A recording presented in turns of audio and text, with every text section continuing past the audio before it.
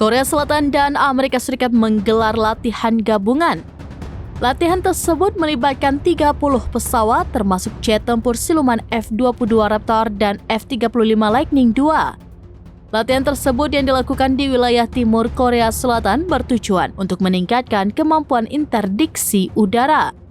Operasi-operasi ini dirancang untuk menunda atau mengganggu pasukan musuh sebelum mereka dapat menimbulkan ancaman bagi pasukan sahabat.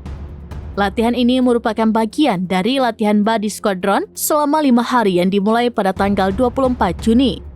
Menurut Korea Times yang mengutip dari Angkatan Udara, ini menandai pertama kalinya F-22 berpartisipasi dalam latihan tingkat skuadron yang pertama kali diadakan pada tahun 1997.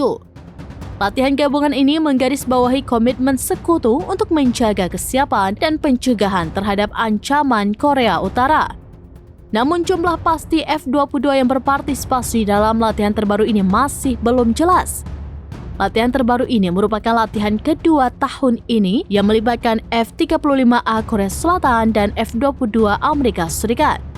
Kedua jet tersebut yang dikategorikan sebagai pesawat tempur generasi kelima terkenal dengan kemampuan siluman dan avionik canggihnya, menjadikannya salah satu pesawat paling tangguh di dunia.